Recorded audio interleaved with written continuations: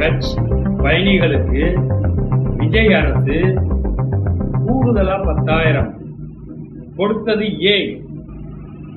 வணக்கம் அனைவருக்கும். இஸ்லாமியர்களுக்கு ஒரு சலுகையை விஜய் அரசு கொடுத்துள்ளது. என்ன சலுகை என்றால், இதுவரை ரூபாய் 25,000 இருந்த கட்ச் பயணிகளுக்கு 35,000 வழங்கப்படும் என்று நிதி அமைச்சர் மரியன் வில்சன் கூறியுள்ளார். இந்த பணம் அரசாங்கம் ஒன்றும் அச்சடிக்கவில்லை என்பதை புரிந்து கொள்ளுங்கள். இது எல்லாமே வரி கட்டின பணம். எல்லா மதத்தினரும் வரி கட்டின பணம்.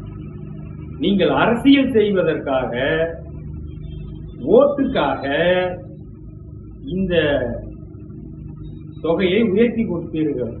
அடுத்த திமுக வந்தா 50,000 கொடுக்கும். இது எதற்கு கொடுக்கிறீர்கள்? இஸ்லாமியர்கள், இஸ்லாம் மதமோ எங்களுக்கு எதிரி இல்லை. ஆனால் இவர்களும் எங்கள் பூர்வீக குடியில் இருந்து போனவர்கள் தான். 50% எங்கள் தமிழர் குடியில் இருந்து போனவர்கள் தான். அதில் மாற்று கருத்து இல்லை.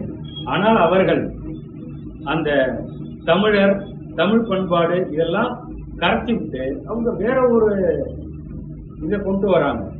இப்போ உதாரணத்துக்கு அன்பு செல்வன்ங்கிற அருமையான பெயரை அப்துல்லான்னு மாத்திக்கிறாங்க. மதம் மாறும்போது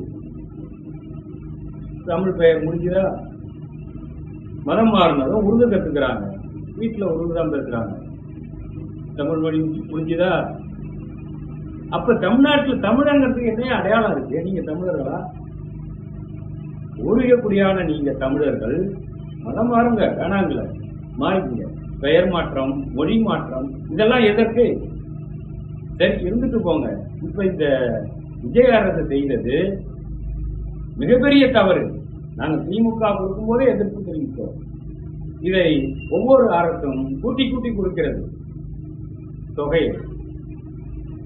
இதை நிறுத்திக் கொள்ள வேண்டும். மக்களை நீங்களும் புரிந்து கொள்ளுங்கள். இந்த அரசு யாருக்கான அரசு என்று.